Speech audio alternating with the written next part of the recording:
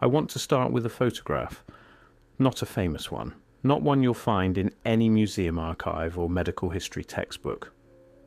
I found it in a municipal storage unit in Lyon, France, in a box of materials scheduled for disposal, materials that had been misfiled under industrial surplus for 63 years. It shows the interior of what appears to be a hospital ward. The date written on the back in pencil is 1887. Rows of beds, high ceilings, tall windows, normal enough, except for what's at the centre of the room, suspended from the ceiling by a wrought iron armature, a bell, not decorative, not small.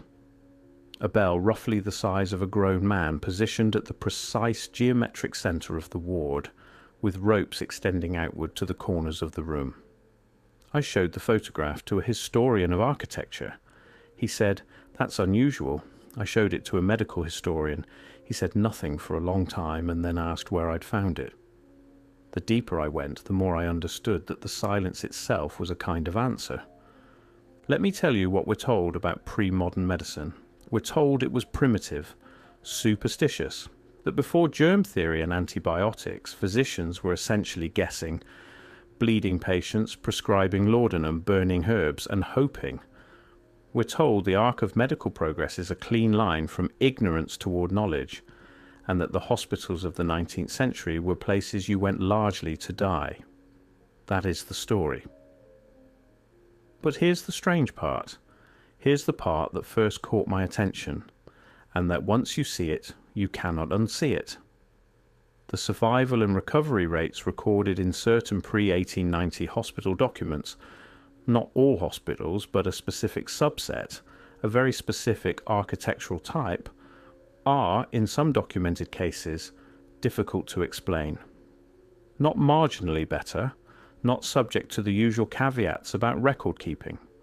Markedly, sometimes dramatically better, for specific conditions across specific patient populations in specific types of buildings. What do those buildings have in common? They all had bells at their centre. I need to be precise about what I mean when I say bell systems, because what I've found is not what you might imagine. I'm not talking about church bells. I'm not talking about the small handbells nurses used to summon staff, which is what most histories mention when they mention bells in hospitals at all, and they almost never do. I'm talking about something structurally integrated, something architectural. In 1992, a restoration team working on the Ospedale Maggiore in Milan, one of the oldest purpose-built hospitals in the world, discovered during renovation work that several of the older ward buildings contained a feature that had been plastered over and forgotten. Embedded in the ceiling of each ward was a circular aperture, roughly 2 meters in diameter, connected to a shaft that ran vertically through the building to a bell chamber above. The shafts were lined with a specific arrangement of ceramic tiles and a thin layer of copper sheeting. The lead restorer, Massimo Ferrante, wrote in his unpublished site report, Pike, a document I obtained through a Freedom of Information request to the Lombardy Regional Authority, that the shafts appeared to be designed for acoustic transmission of specific tonal frequencies into the patient wards below, with the ceramic and copper arrangement suggesting deliberate harmonic tuning. He noted that the design was unlike any acoustic architecture he had encountered in other building types. He filed the report. The apertures were plastered over again during restoration. No further study was commissioned. The pattern repeats with unsettling precision. In 1974, during the demolition of a wing of the old St. Bartholomew's Hospital in London, one of the oldest continuously operating hospitals in the Western world, workers reported discovering a chamber beneath the central courtyard containing the remnants of what appeared to be a large suspended bell mechanism, the bell itself long gone, but the iron mounting hardware still intact. A brief notice appeared in a local architectural newsletter. The chamber was filled with concrete. No archaeological survey was conducted.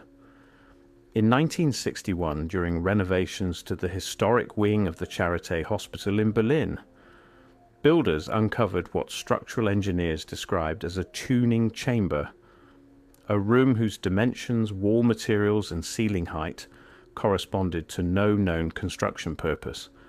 but which an acoustic engineer who was on site for unrelated reasons described as an extraordinarily effective resonance chamber, comparable in principle to the interior of a violin or cello, scaled to architectural dimensions. The bell mounting above it was absent, but the bolt holes were still there. The rust patterns in the stone showed exactly where something large and heavy had hung for a very long time before being removed. In Manila, in Sao Paulo, in Cairo, in Calcutta.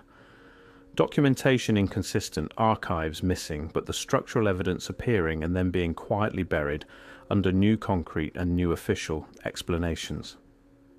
The silence was deafening.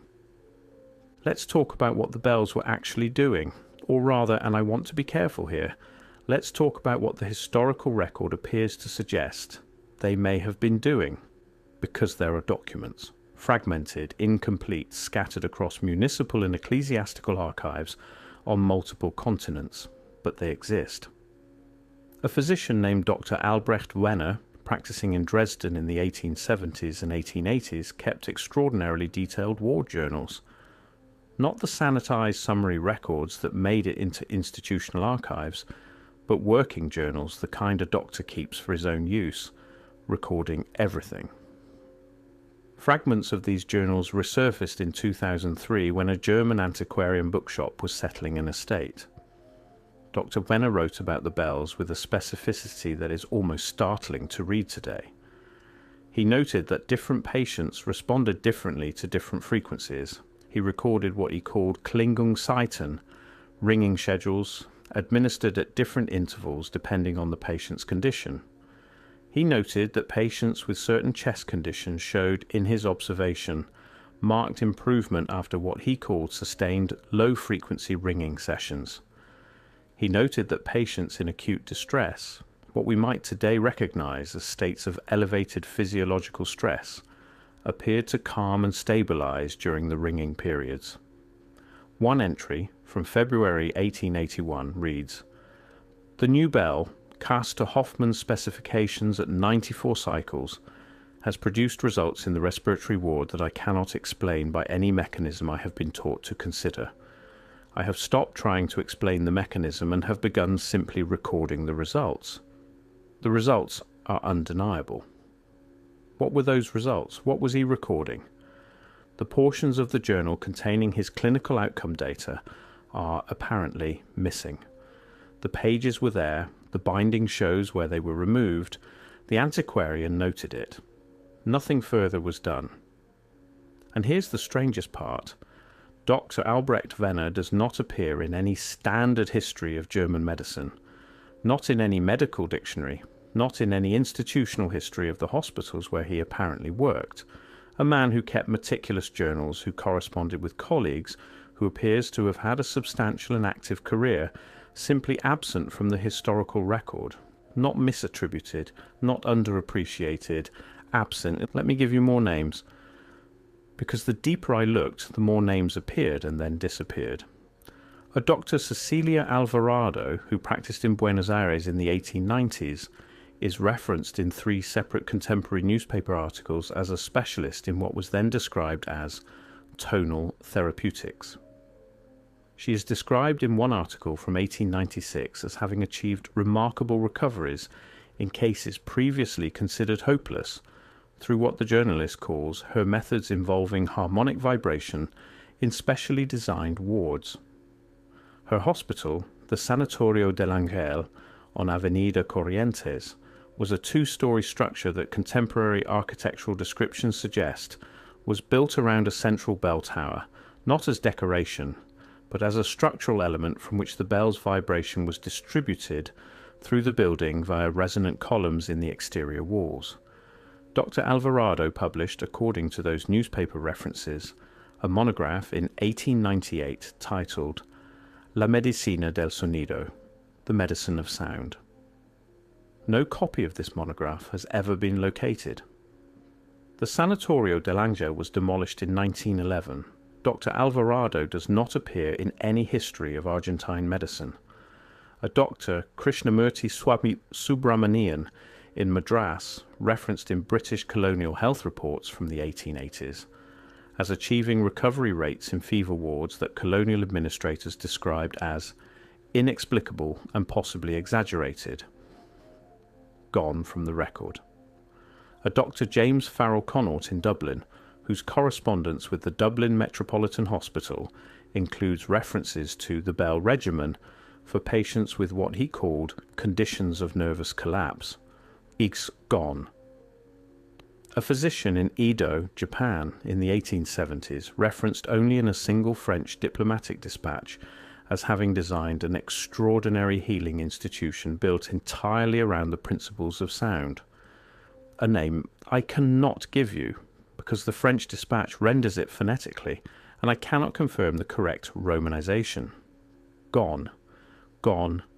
Gone.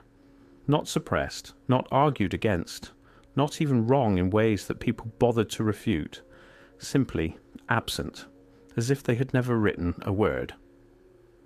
The official explanation, to the extent that there is one, to the extent that anyone in official medical history has even noticed the gap, is that these practitioners were part of what historians dismissively call the vitalist fringe, believers in life forces and magnetic fluids and other pre-scientific ideas that the germ theory revolution simply rendered obsolete.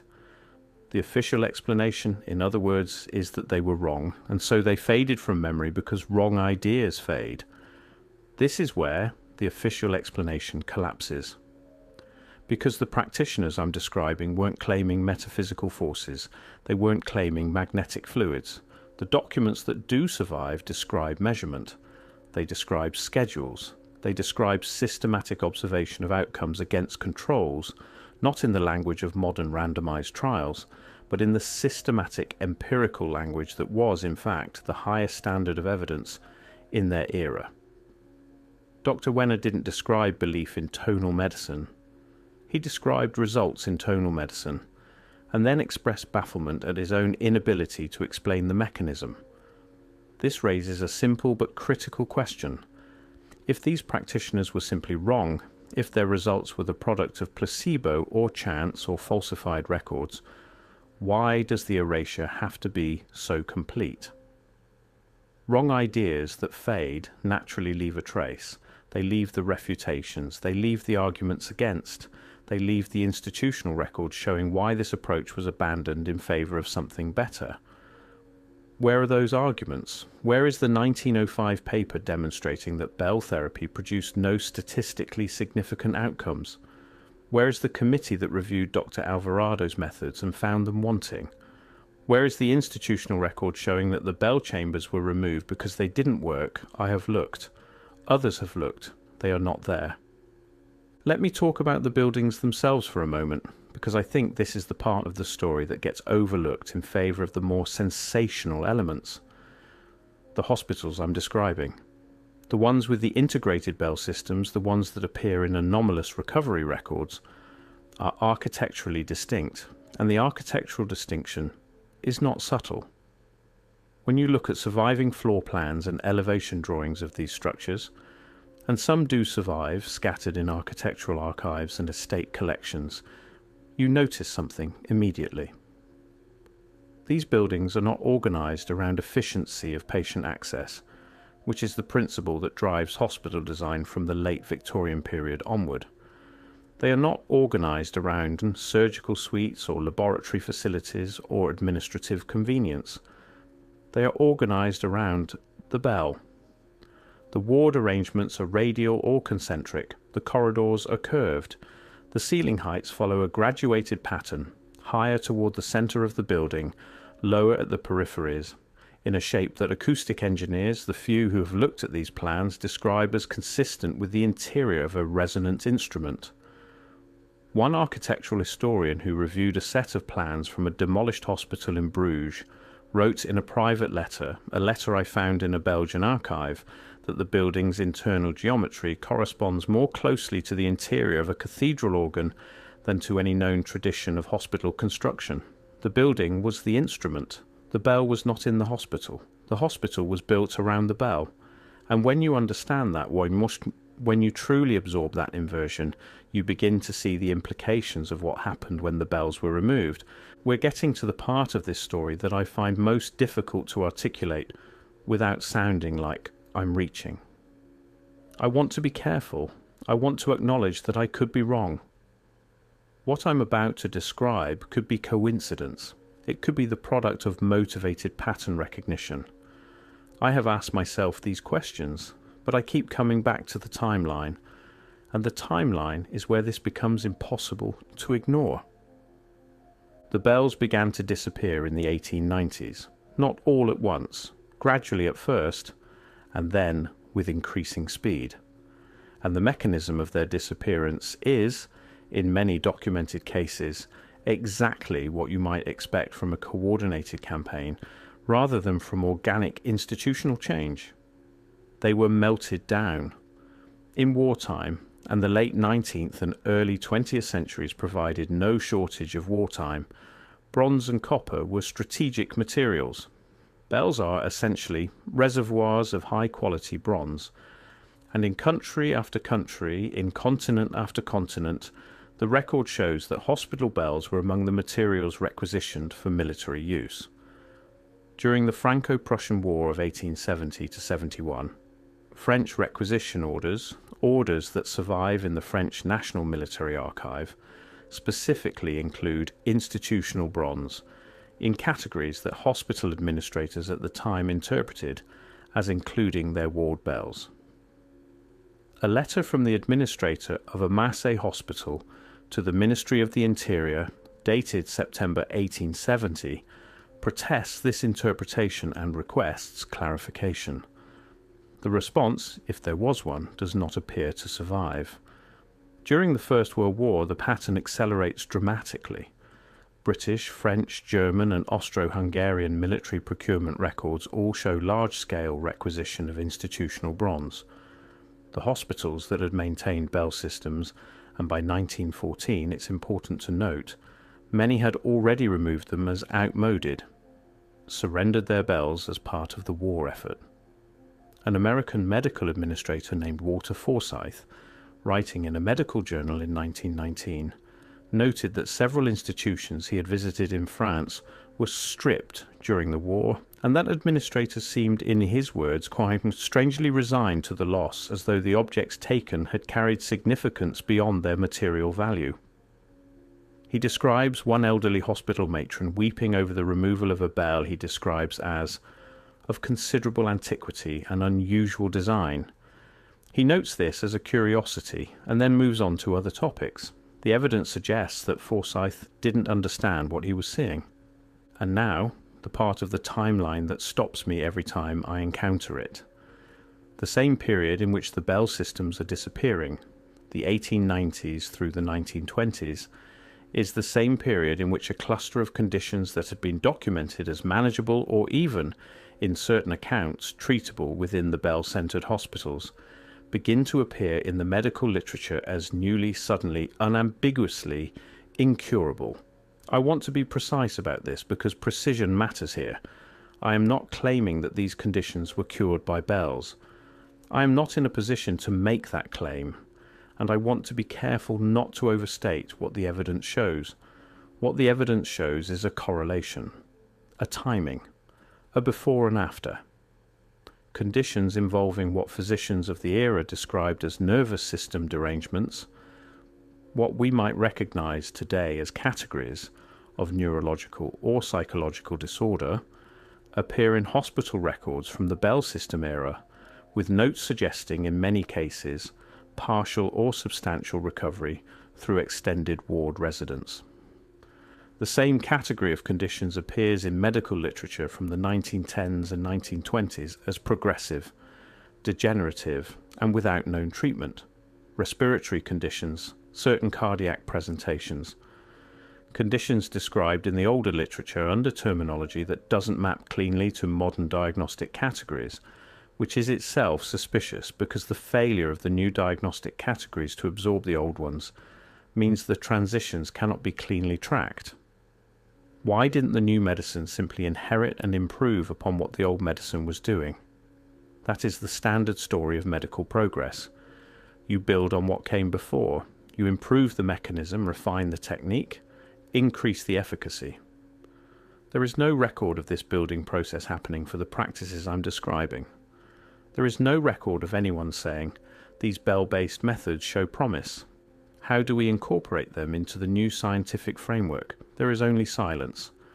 And then, on the other side of the silence, a new framework that doesn't acknowledge that anything has been lost.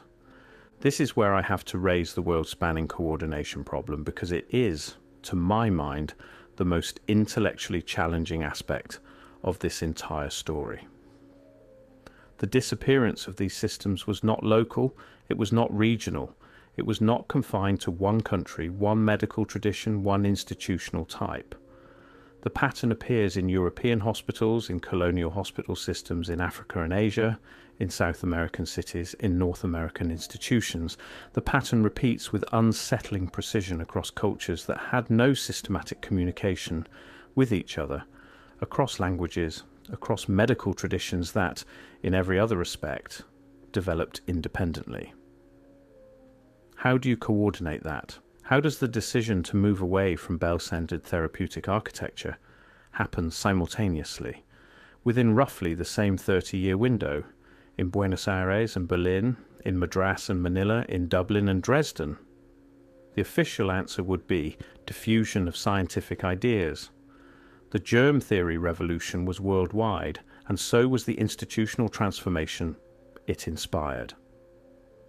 Medicine modernized everywhere because the modern model was simply better, and better ideas travel.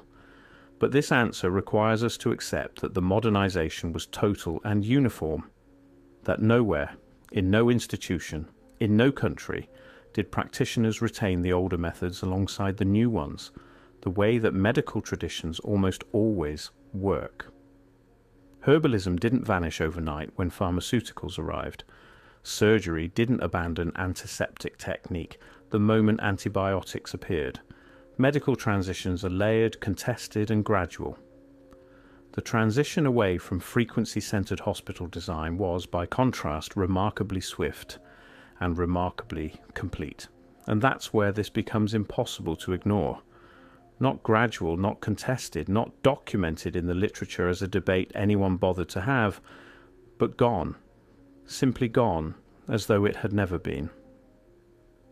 The evidence suggests something much larger at work than the ordinary mechanisms of institutional change.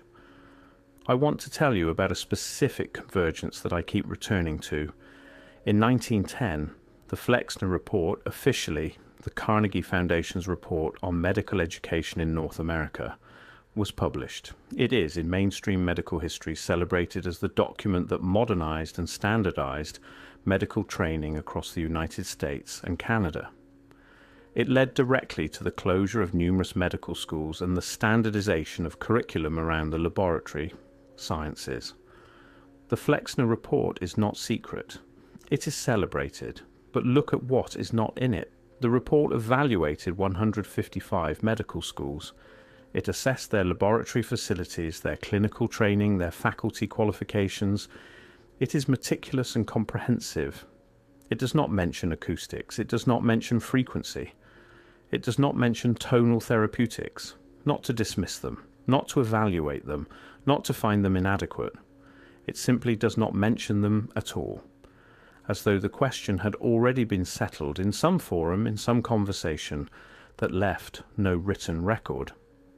This raises a simple but critical question. When was the decision made? Where was it made? Who made it? Because decisions like this don't make themselves. The exclusion of a medical practice from a comprehensive evaluative document is not an accident. Somebody knew what was being excluded. Somebody made a choice about what would and would not be part of the medical future they were building. And whatever that conversation was, it was not conducted in public. In the 1920s and 1930s, as the new pharmaceutical industry was consolidating its position at the center of Western medicine, something happened to the institutional relationship between medicine and profit that had no real precedent in the history of healing. I want to be careful here. I'm not making a simple argument about good versus bad, or natural versus artificial. The development of antibiotics saved extraordinary numbers of lives. I don't want to be cavalier about that. But the structure of incentives matters, and the structure of incentives that emerged in the decades following the disappearance of the frequency hospitals is structurally incompatible with the kind of medicine those hospitals appear to have practiced. A bell, once cast, does not require ongoing purchase. A frequency, once understood, does not generate quarterly revenue. A building designed as an acoustic instrument treats patients through its very existence, without consumables, without supply chains, without proprietary knowledge that can be licensed and sold. The new medicine was different. It was transactional. Each treatment was a product. Each product had a manufacturer. The relationship between patient and healer was mediated for the first time in the history of medicine by a supply chain. I am not claiming that this transition was conspiratorial in its origins. I am asking whether the transition, once set in motion, had structural incentives to accelerate and to ensure, consciously or not, that what came before it was not remembered clearly enough to offer an alternative model. A physician in the old system was an expert in a practice that couldn't be owned.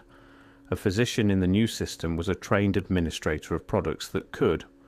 Which system has better structural incentives for the people who invest in it? This raises a simple but critical question. Who benefits most from the forgetting? Not the patients. That much seems worth noting. I want to return at the end to the buildings, because some of them are still standing, not functioning as hospitals, repurposed, converted, subdivided, but standing. There is a building in Prague, I won't give the specific address here for reasons I'll explain in a moment, that was used as a hospital until the 1930s. It's a residential building now, apartments, but the original structure is largely intact. And if you know what to look for, you can see it. The curves in the corridors, the graduated ceiling heights, the peculiar placement of alcoves that serve no obvious residential purpose, but that correspond, if you stand in one and speak, to acoustic nodes, places where your voice reflects back to you with unusual clarity and completeness. At the centre of what is now the building's courtyard, there is a large iron ring embedded in the capstone of what appears to have been a structural column. The iron ring is approximately 60 centimetres in diameter. There is no clear functional reason for it to be there in a residential context. There is a very clear functional reason for it to have been there in a hospital context. I stood in that courtyard for a long time, looking up at that ring. I tried to imagine the bell. I couldn't help thinking about all the patients who had lain in the wards above me, in a time before what we call modern medicine existed, listening to something we no longer know how to hear. The official explanation collapses, not in a dramatic moment of revelation, but in a slow accumulation of gaps. The missing journals, the sealed chambers, the plaster over the acoustic shafts, the names that don't appear in any dictionary, the debates that no one can point to, the documents that should exist and don't. Once you see it, you can't unsee it. Not a fringe practice that lost a fair argument. Not a tradition that was absorbed into something better and left a legible trail of its absorption. Not even a clearly documented failure which would at least acknowledge that something was there to fail. But an absence. A structured, world-spanning, suspiciously total absence where something that appears to have involved the physical design of hospitals on every inhabited continent, the training of physicians in multiple independent medical traditions, and the administration of frequency-based care to patients whose outcomes appear in some cases to have been genuinely remarkable, should have left far more traces than it did. The pattern repeats with unsettling precision. I want to close with the questions because that's all I have. How do you erase a medical tradition from the history of a world-spanning civilization within 30 years? How do you remove the physical instruments of that tradition, bells that weighed tons, mounted in buildings designed specifically for them, without that removal appearing in any systematic institutional record as a decision anyone debated? How do you ensure that the physicians who understood what those instruments were doing retire or die or simply cease to be cited within a single generation, without any of them apparently writing a clear account of what was being lost?